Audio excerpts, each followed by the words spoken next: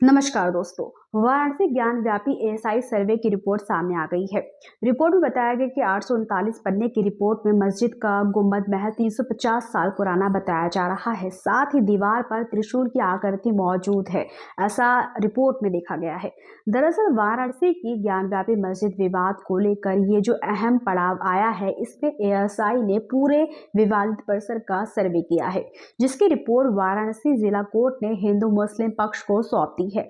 वहीं रिपोर्ट का हवाला देते हुए हिंदू पक्ष की वकील विष्णु शंकर जैन ने कहा कि एएसआई ने कहा है कि मौजूदा ढांचे के निर्माण से पहले वहां एक बड़ा हिंदू मंदिर मौजूद था। रिपोर्ट में मंदिर को 17वीं शताब्दी में तोड़े जाने, मंदिर के खंभों, हिंदू देवी देवताओं के मलबे मिलने का सबूत मिला है, जिस पर हालांकि मुस्लिम पक्ष की तीखी प्रतिक्रिया आई है और इसका खंडन किया गया है। लेकिन अब सवाल ये है कि एएसआई सर्वे की रिपोर्ट आने के बाद भी मुस्लिम पक्ष में इतना विश्वास क्यों है?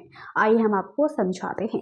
दरअसल ज्ञान व्यापी मस्जिद समिति ने शुक्रवार को कहा कि मस्जिद का एएसआई सर्वेक्षण सिर्फ एक रिपोर्ट है, कोई फैसला नहीं, जिसके बारे में हिंदू पक्ष के वकीलों का दावा है कि इससे पहले मौजूद मंदिर के अवशेषों पर बनाया गया था, जिस पर अंजुमन इंतजामिया मस्जिद कमेटी ने कहा है कि एएसआई सर्वेक्षण रिपोर्ट का अध्ययन कर रहे हैं, जिसके बाद से टिप्पणी करेंगे।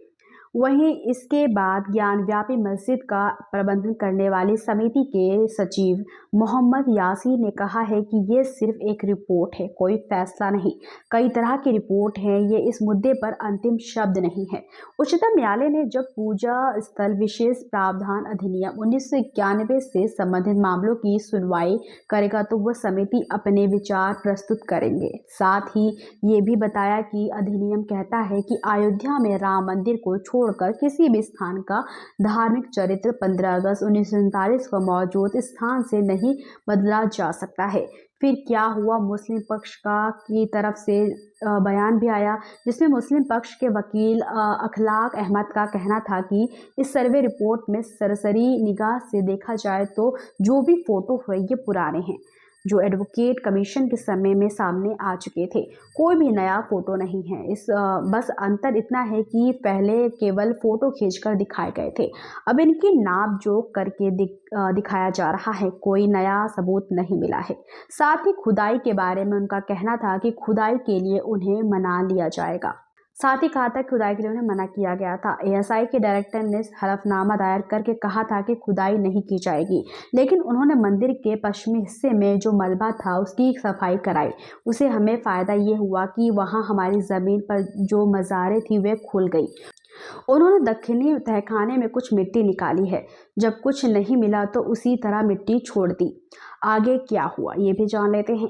अब जानते हैं कि हिंदू पक्ष के इस दावे पर किन पश्चिमी दीवार मंदिर की दीवार है।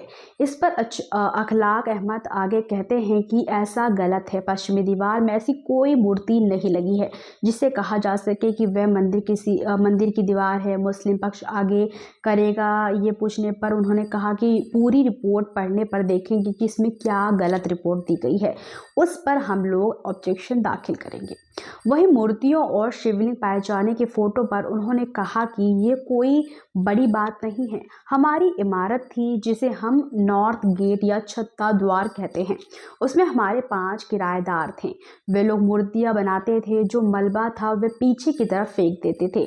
वही मलबे में मिले हैं, ये कोई अहम सबूत नहीं है। सारी मूर्तियां खंडित हैं, टूटी हुई हैं। ऐसी कोई मूर्ति नहीं मिली जिसे कहा जाए कि भगवान शिव की मूर्ति है या शिवलिंग की मूर्ति है। आधार पर कहा जा सके कि ये मंदिर है, मतलब किस आधार पर कहा जा सके यहाँ मंदिर ही था। अब एएसआई सर्वे में मंदिर में मुहर लगने की बात कर लेते हैं। एएसआई की 839 पेज की रिपोर्ट में एएसआई सर्वे रिपोर्ट में ये पाया गया कि मस्जिद से पहले यहाँ हिंदू मंदिर था, जो तोड़कर मस्जिद बनाई गई थी। एएसआई ने ये पाया है कि हिंदू मंदिर का स्ट्रक्चर 17वीं शताब्दी में तोड़ा गया है और मस्जिद बनाने में मलबे का उपयोग किया गया है। 2 तहखानों में हिंदू देवी देवताओं का मलबा मिला है। एएसआई की रिपोर्ट में ये पाया गया है कि मस्जिद की पश्चिमी दीवार एक हिंदू मंदिर का भाग है। पत्थर पर फारसी में मंदिर तोड़ने में आदेश और तारीख मिली है।